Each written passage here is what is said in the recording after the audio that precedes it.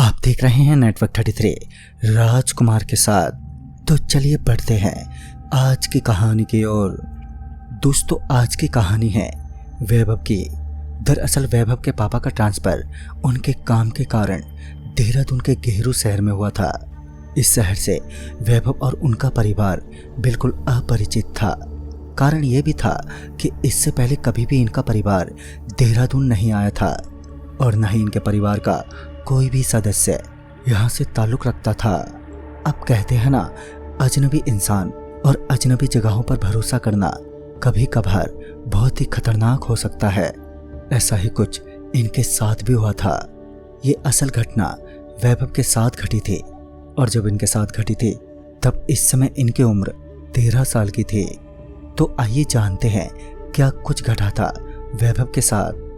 ये घटना मेरे साथ आज से कुछ 5 साल पहले घटी थी। उस समय मेरी उम्र 13 साल की थी। मेरे पापा इनकम टैक्स ऑफिसर हैं। यही वजह है कि अक्सर मेरे पापा यानी कि हमारा शहर बदलता रहता है। ये बात सन 2016 के अप्रैल के महीने की है, जब मेरे फाइनल एग्ज़ाम हो जाने के बाद मेरी पूरी फैमिली देहरादून शिफ्ट हुई थी। अगले 7-8 साल अब हमें यहीं बिताने थे।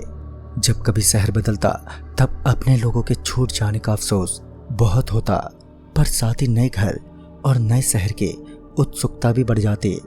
मुझे इसमें मज़ा भी बहुत आता, ये सोचकर कि हम एक नए घर में रहने जा रहे हैं। हम लोग गेहरू नाम के शहर में रहने वाले थे। हमें पापा की जॉब से ही रहने के लिए गेहरू वेस्ट में एक बिल्डिंग के 6th फ्लोर पर फ्लैट मिला था। मैं भी काफ़ी एक्साइटेड था और हम लोग भी एक हफ्ते के अंदर ही यहाँ पर शिफ्ट हो गए। हम लोग पूरी तैयारी से आए थे। घर भी बड़ा अच्छा और सुंदर था, पर उस बिल्डिंग की कुछ बातें बड़ी अजीब थी। जैसे कि उस बिल्डिंग में देर रात लिफ्ट का उपयोग करना बहुत ही खतरनाक माना जाता था। लोग और वॉचमैन के मुताबिक ऐसा करना बड़ा खतरनाक हो सकता है। तभी कुछ लोगों से बातचीत में पता चला कि देर रात जो लिफ्ट का यूज करके अपने फ्लोर पर पहुंचना चाहता है वो असल में कभी भी नहीं पहुंच पाता। इसका कारण ये था कि जब अगर आप उस बिल्डिंग में जाने के लिए ऊपर का फ्लोर वाला बटन प्रेस करेंगे तब वो लिफ्ट ऊपर जाने की बजाय नीचे जाने लगेगी। और ठीक इसी तरह अगर आप लिफ्ट का उपयोग ऊपर से नीचे जाने के लिए करेंगे तब लिफ्ट ऊपर जाने लगेगी। अगर आप सबसे नीचे के फ्लोर से ऊपर जाने की कोशिश कर रहे हो तब लिफ्ट बीच में ही फंस जाएगी और फिर कोई शैतान आपको घसीटता हुआ बेसमेंट में ले जाकर आपको नीचे डाल देगा। ये बात जब हम लोगों ने सुनी तब हमें बहुत ही अजीब लगा। वैसे बातें सुनने में तो इंटरेस्टिंग थी, पर मेरे पापा का इस पर विश्वास बहुत कम था। पर मेरी माँ इन सभी को मानती थी और इसी वजह से पापा चाहकर भी लिफ्ट नहीं यूज करते थे। मेरा कुछ ऐसा था कि मैं इन बातों को मानूं या ना मानूं, पर मुझे इन चीज़ों से डर तो लगता ही था। हालांकि कभी मेरे साथ ऐसा कुछ घटा नहीं था। पर उस बिल्डिंग में एक और अजीब चीज़ थी। पहली बात तो हम उस बिल्डिंग के 6th फ्लोर पर थे और पूरी बिल्डिंग 8 फ्लोर की ही थी। लेकिन इसमें सबसे अजीब ये था कि उस बिल्डिंग के 7th फ्लोर और 5th फ्लोर पर कोई नहीं रहता था। 6th फ्लोर पर कुछ परिवार रहते थे, जिनमें से एक हमारा भी परिवार था। जो लोग रहते भी थे वो उन्हीं का मकान था। वो दरअसल मजबूरन वहाँ पर रहते थे। उनके मुताबिक 6th फ्लोर पर रहना जैसे किसी शेर के गुफा में रहने के बराबर था। वो तो अब उनका अपना फ्लैट था जिस वजह से वो रहते थे, क्योंकि उस बिल्डिंग के बारे में बड़ी अलग अलग अफवाहें प्रचलित थी। ऐसे में कोई भी शख्स 6th फ्लोर के फ्लैट्स को नहीं खरीदना चाहता था। जैसा कि मैंने बताया कि हम इस बिल्डिंग दोनों से ही अपरिचित थे और यही वजह थी कि अब हम बहुत जल्द यहाँ रुककर पछताने वाले थे। हमें वॉचमैन और कुछ लोगों ने कहा भी कि हम उस फ्लोर से अपना रूम शिफ्ट कर लें और वहाँ पर ना रहें, पर हमें ये मंजूर नहीं था, क्योंकि पापा का विश्वास वैसे ही इन बातों में नहीं था और मम्मी को पापा ने समझा दिया था कि हम कुछ दिन रहेंगे, क्योंकि घर वाकई बड़ा बढ़िया था और अगर हमें कुछ अजीब फील होगा तो हम अगले ही दिन मकान शिफ्ट कर लेंगे। हम लोग उस फ्लैट में रहने को तैयार हो गए। मुझे मेरी मम्मी ने साफ साफ मना किया था कि मैं अकेले आया जाया ना करूं और साथ ही दिन में भी लिफ्ट का यूज ना करूं। पर मेरा कोई दोस्त भी उस फ्लोर के खौफ से बिल्कुल नहीं आता था। मैंने उनसे जब पूछा तब वो कहते थे कि वहां पर भूत रहता है। जब मैं उन सभी की बातें सुनता था तब मैं भी एक पल के लिए डर जाता था। धीरे धीरे कुछ दिन बीतते चले गए पर अभी तक हमें कुछ अजीब नहीं लगा था। लेकिन एक रात मेरी जिंदगी की सबसे खौफनाक रातों में से एक होने वाली थी और इसी एक रात में मुझे इस बिल्डिंग और इसके फ्लोर की असलियत पता चलने वाली थी। वो अगस्त का महीना था।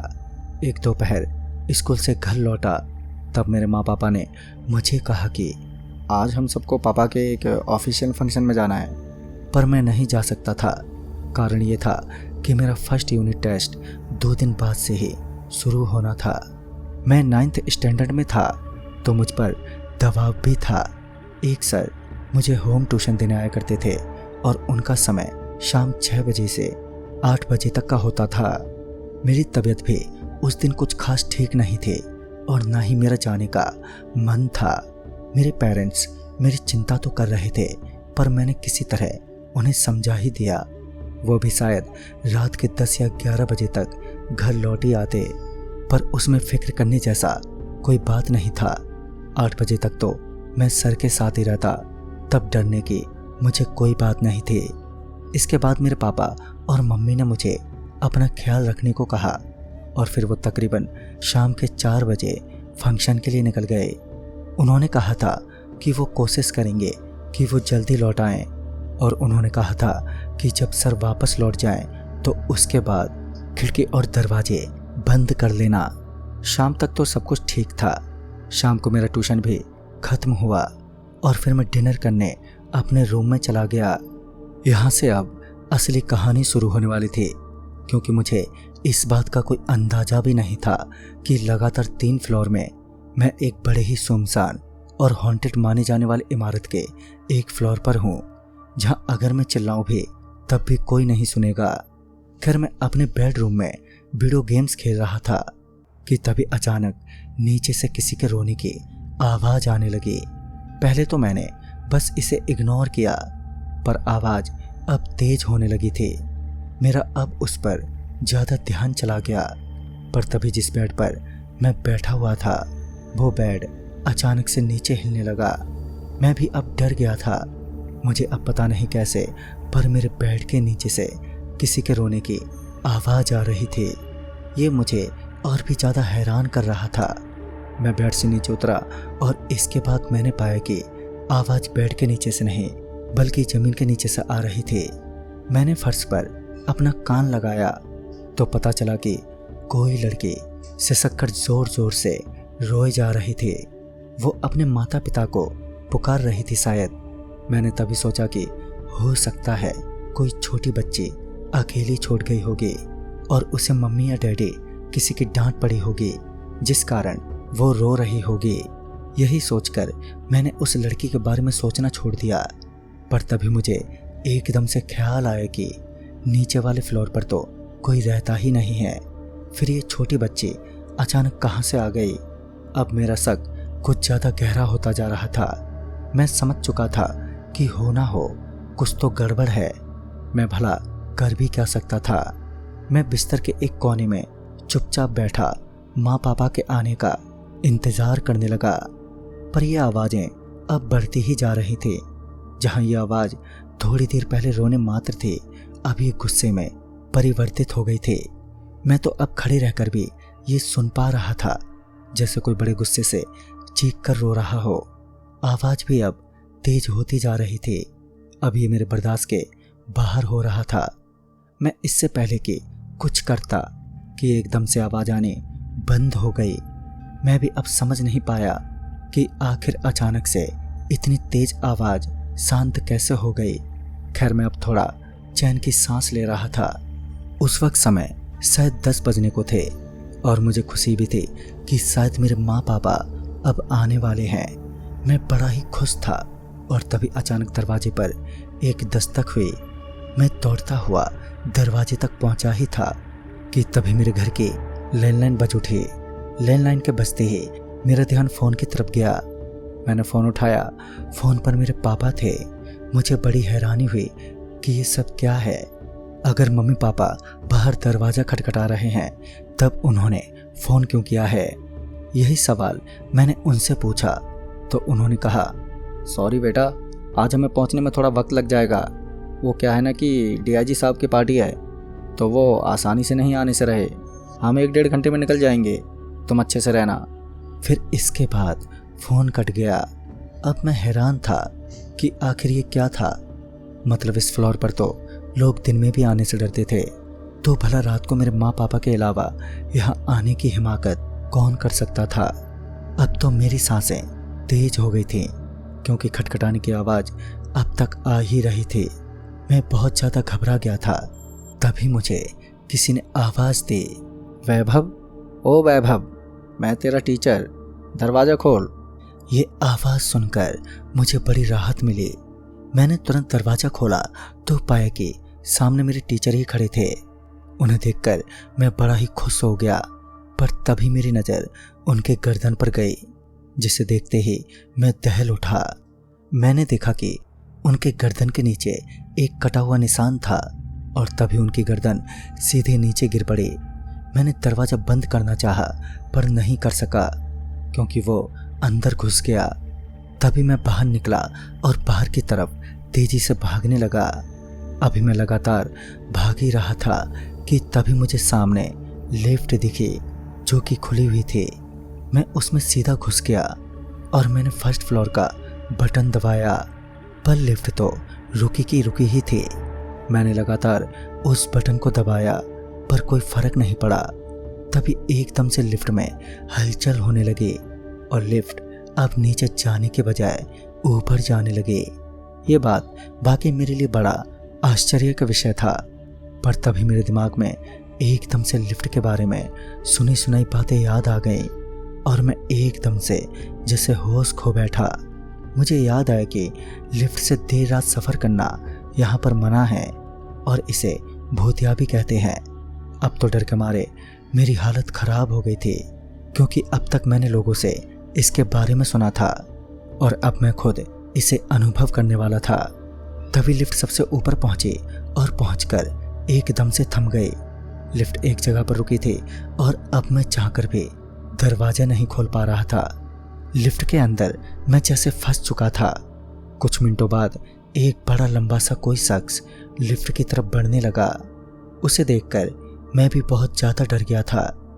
मैंने उसे टोकना ठीक नहीं समझा क्योंकि ऐसा करना मुझे सही नहीं लग रहा था और वो आदमी भी मुझे बड़ा अजीब लग रहा था।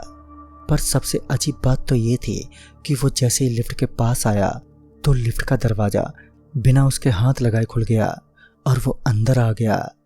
अब मैं उसके पीछे ही खड़ा था कि तभी जो मैंने उसकी गर्दन पर देखा तो मेरे होश ही उड़ गए। मैंने देखा कि उसकी गर्दन भी ठीक उसी तरह कटी थी जिस तरह से मैंने अपने टीचर की देखी थी। दरवाज़ा बंद होने वाला था पर मैं बड़ी फुर्ती से बाहर निकल आया और सीधा अपने घर की तरफ भागने लगा। मैं सीधा घर में घुसा और कस के अंदर से दरवाज़ा बंद कर लिया और तब मैंने चैन की सांस ली क्योंकि वाकई में मेरे लिए इन सब को झेलना कितना खौफनाक हो सकता था उसे सिर्फ मैं ही समझ सकता हूँ। अब मैं अपने बिस्तर पर जाकर बैठा पर तभी मुझे एक बार फिर नीचे से गुर्राने की आवाज़ आई। पर अब तो मेरी हालत पूरी तरह से ख़राब हो चुकी थी। मैं कुछ करता कि तभी घर की घंटी बजी और मैं भागता हुआ दरवाजे तक पहुंचा। पर इस बार मैंने पहले खिड़की खोली तो देखा मेरे माँ पापा, उनके साथ शायद कुछ पापा के दोस्त खड़े थे। तो मैं बड़ा खुश हो गया और मैंने तुरंत ही दरवाज़ा खोला। इससे पहले मैं उन्हें कुछ बताता कि उन्हें खुद ही असलियत का एहसास हो गया। दरअसल उन्हें देखते ही मैं उन्हें अंदर ना जाने का इशारा कर रहा था, पर तभी हम सब ने अपनी आंखों के सामने देखा एक बड़ा सा राक्षस लगभग 9 फीट का हमसे कुछ ही दूरी पर खड़ा था। हम सब उसके सामने कांपने लगे और वो हम पर झपटने ही वाला था कि तभी पापा ने एकदम से दरवाजा बंद कर दिया और हम वहाँ से फटाफट नीचे आ गए और सारी बात हमने वॉचमैन को बताई। उस रात तो हम लोग पापा के दोस्त के घर रुके और उसके बाद फिर कभी हमारी हिम्मत ही नहीं हुई कि हम वापस वहाँ पर जाएं। हमने वहाँ से घर भी खाली कर दिया और फिर रहने की जगह भी बदल दी थी। बचे जो कुछ हमारे साथ घटा वो बड़ा ही खौफनाक था। वो तो उस दिन खुशकिस्मती से सही वक्त पर पापा और मम्मी आ गई थी, वरना मेरा तो अता पता भी नहीं होता। तो दोस्तों इस कहानी में बस इतना ही। तब तक के लिए बाय एंड टेक केयर।